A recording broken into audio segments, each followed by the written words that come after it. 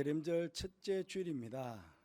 성찬주일 점등식에도 간단하게 언급해 드렸지만은 두 가지죠. 하나는 인류를 죄 가운데서 구원하시기 위해서 2000년 전 아기 예수님으로 이 땅에 탄생하신 그 예수님께 축하하고 감사하는 절기로 지키게 되고요.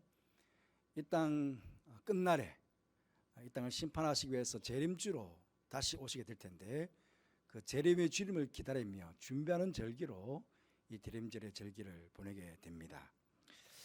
우리가 지키는 이 교회력의 시작이 종말을 기다리는 대림절과 함께 시작한다는 것은 교회의 시간 개념이 철저하게 종말론적이다 하는 것을 우리에게 가르쳐 준다고 하겠습니다. 그러므로 우리 성도들은 이 땅을 살아갈 동안에 항상 여러분 주님께서 언제인지 모르지만 오시는 그날 또 종말이지만 세상이 종말이지만 하나님께서 내 생명 불러가실 때에도 나한테는 이 땅이 종말 아니겠습니까? 그렇기 때문에 우리는 늘 이 땅을 사는 동안에 종말론적 신앙을 가지고 주님의 재림을 주님께서 내 생명 부르시는 그날을 잘 준비하며 그렇게 우리는 이 땅을 살아가야 하겠습니다. 세 가지 말씀을 드리겠는데요. 첫째로는 주님의 재림을 준비하며 기도하는 성도들이 되어야 하겠습니다. 오늘 7절 말씀 보시면 만물의 마지막이 가까이 왔으니 그러므로 너희는 정신을 차리고 근신하여 기도하라 그렇게 말씀하셨습니다. 그럼 왜 이 만물의 마지막을 앞두고 기도하라고 하시는 것일까요? 예수님의 말씀에 의하면 우리가 말세 때가 되면 이 세상은 엄청나게 혼란스러워지기 때문에 그렇다는 것입니다. 마태복음 24장에 그 내용이 잘 나옵니다. 제자들이 세상 끝에는 무슨 징조가 있사오리까 하고 예수님께 물었습니다. 그래서 예수님께서 마지막 때에 일어날 일들에 대해서 상세하게 그들에게 설명해 주었습니다. 즉 그리스도가 많이 일어나서 많은 사람들을 미혹하게 될 것이다 하셨고요. 난리와 전쟁과 기근과 지진이 일어나고 또 불법이 성하고 사람들의 사랑이 식어지는 것 같은 그런 일들이 일어나게 될 것이다 하는 것이었습니다. 이런 상황 속에서 사람들은 어찌할 바를 몰라 당황해하고 우왕좌왕하게 될 것입니다. 우리 성도들은 이러한 혼란한 상황 속에서도 당황하거나 우왕좌왕하지 않고 그 상황을 바르게 파악하고 침착하게 무엇이 옳고 그른지를 분별하고 살아가야 하는데 그렇게 살아갈 수 있는 최고의 비결이 바로 기도다 하는 것입니다. 그래서 만물의 마지막이 가까이 왔으니 정신을 차리고 근신하여 기도하라 그렇게 말씀하고 있는 것입니다. 여기 정신을 차리고 라는 말의 원어적인 의미는 분별력을 가져라 그런 뜻입니다.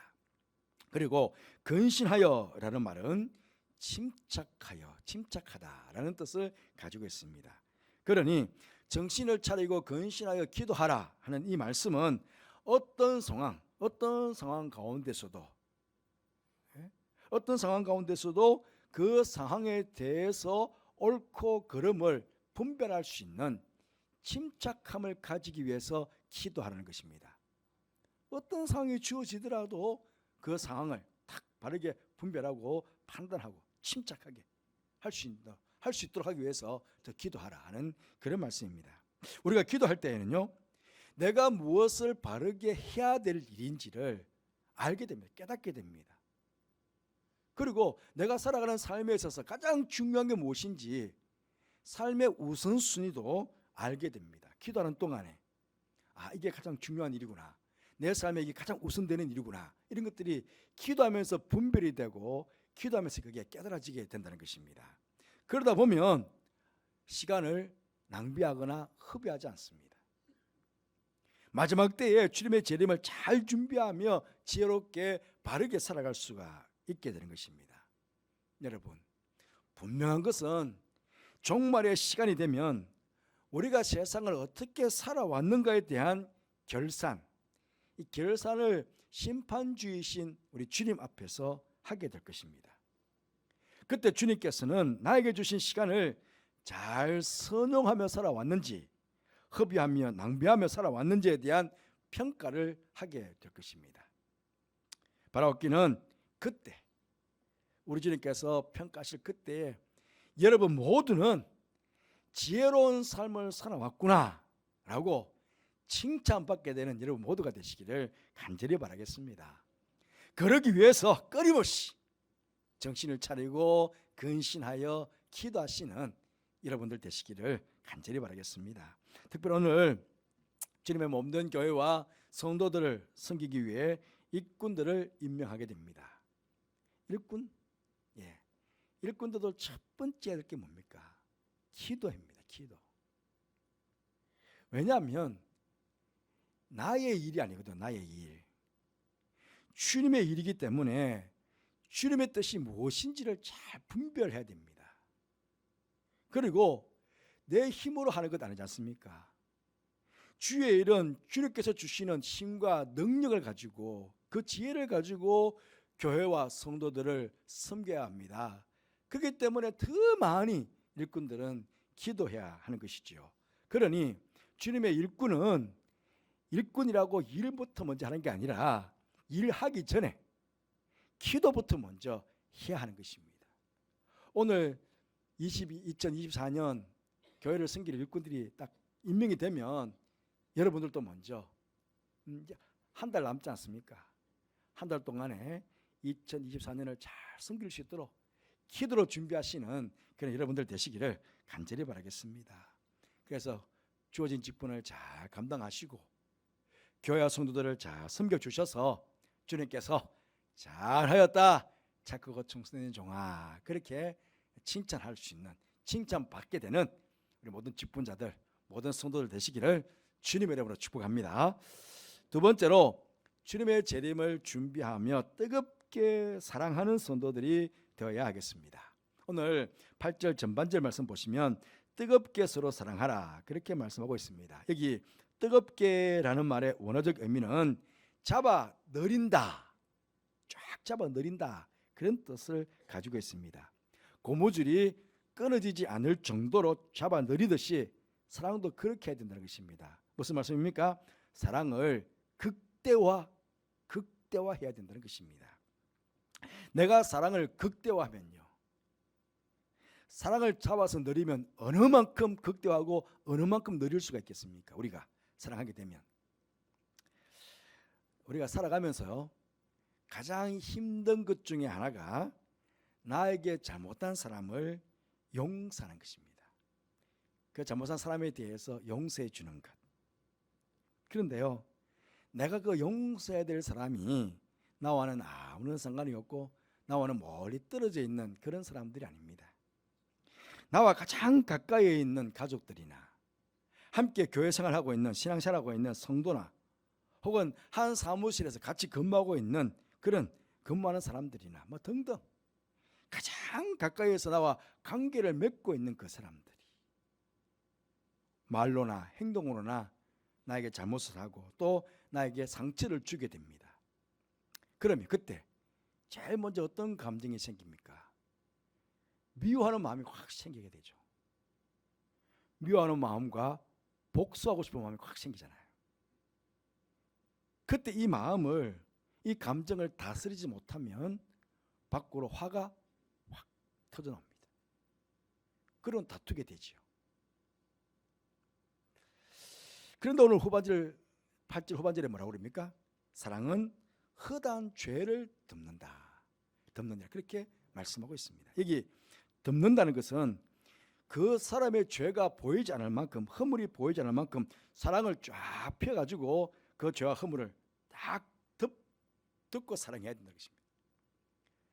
이런 사랑을 가장 잘 보여주신 분이 누구입니까? 우리 하나님. 여러분 하나님께서는요 거룩하신 분입니다. 죄인들은 절대로 하나님 앞에 설 수 없습니다. 죄인이 하나님 앞에 섰다 그러면 다 죽습니다. 우리는 다 죄인 아닙니까? 이 죄인이 어떻게 하나님 앞에 와서 예배를 드립니까? 예? 바로 십자가에서 우리를 사랑하셔서 피를 다 흘려주시고 죽으신 그 예수님의 피, 그 보혈이라고 그러죠. 그 사랑의 피를 우리를 딱 덮고 있는 거예요. 우리의 죄와 허물을 그 예수님의 피로 딱 덮고 있는 거예요. 그러니까 지금 하나님께서 이곳에 오셔가지고 우리의 죄와 허물을 보는 게 아니고 우리를 딱 덮고 있는 예수님의 사랑, 예수님의 그 보혈을 보시는 거예요. 그래서 우리는 이렇게 죄인된 몸으로 주 앞에 와서 하나님을 대면해서 우리는 예배 드릴 수 있는 것입니다. 여러분, 제가 가끔 말씀을 드립니다마는 마지막 때에 우리가 주님 앞에 섰을 때에 주님께서 우리에게 제일 먼저 묻는 말씀이 무엇일까 하는 것입니다.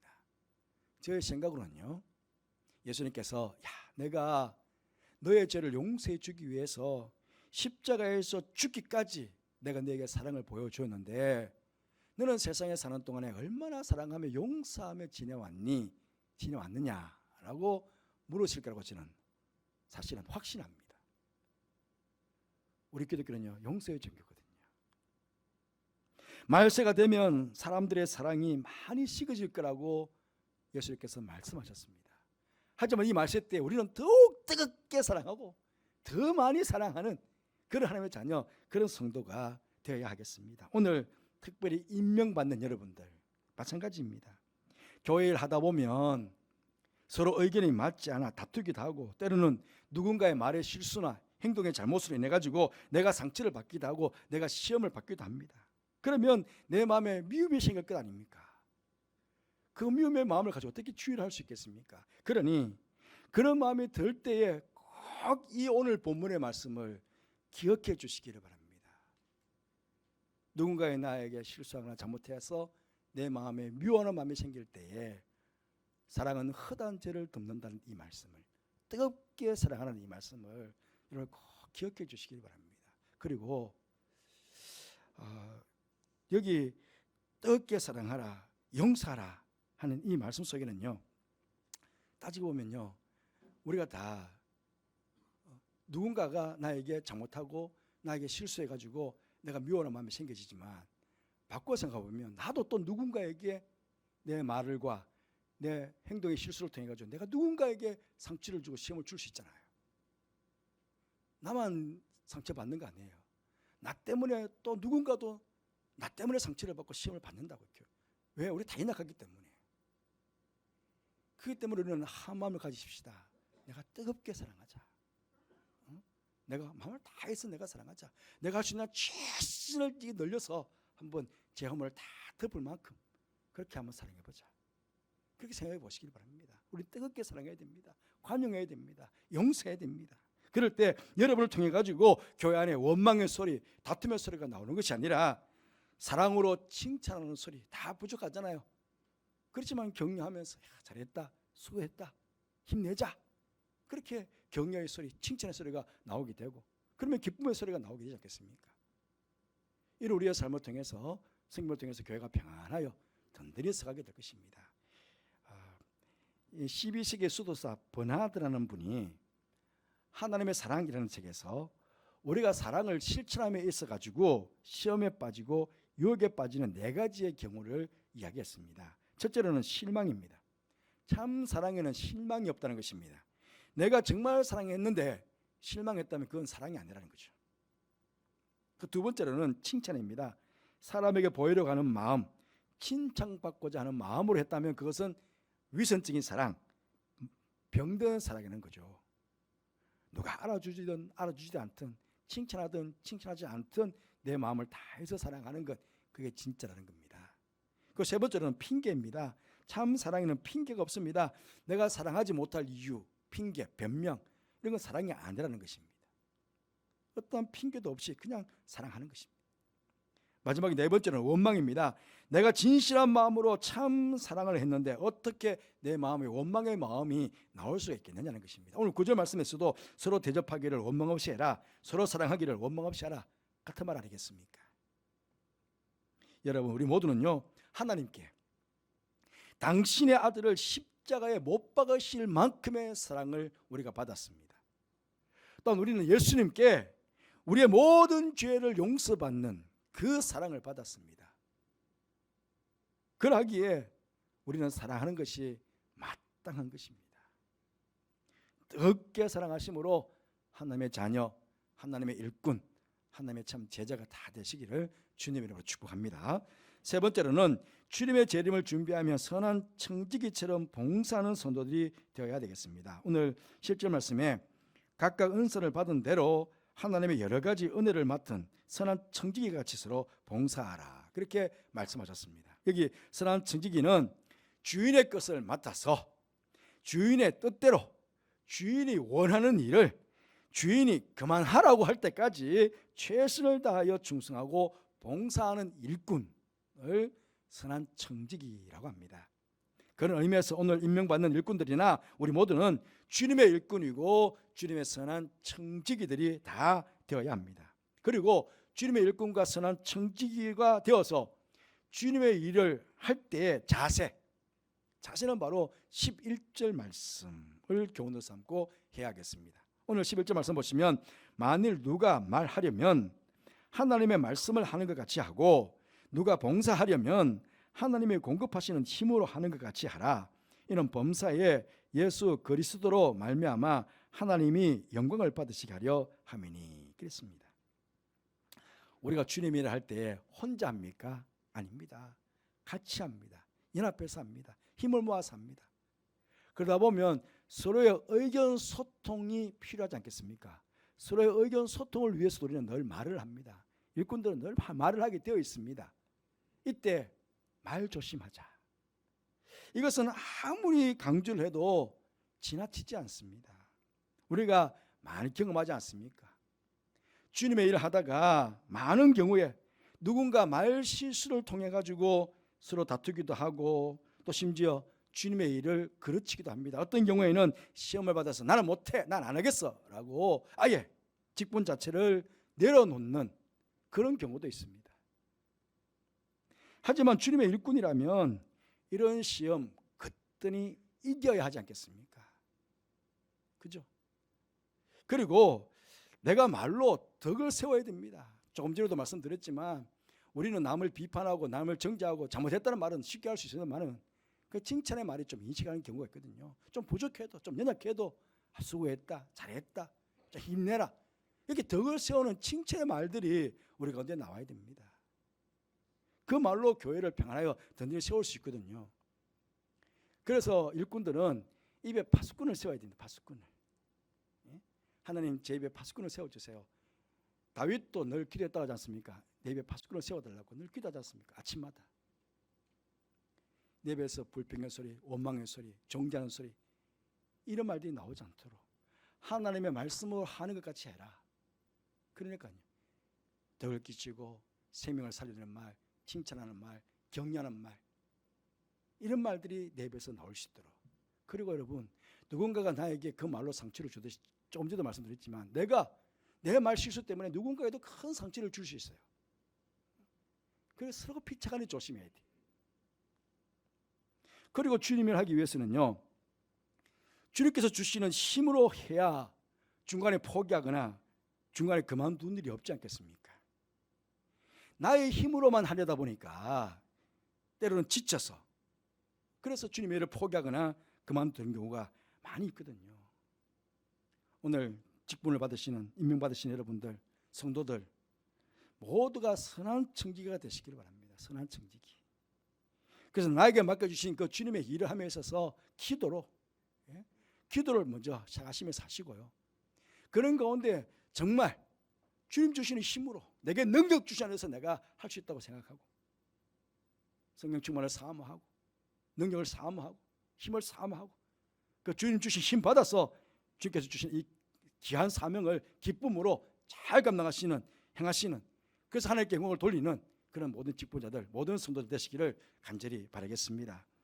제가 언젠가 여러분에게 걸레와 같은 성도가 되자라고 한번 말씀드린 적이 있습니다. 걸레와 같은 성도가 되자.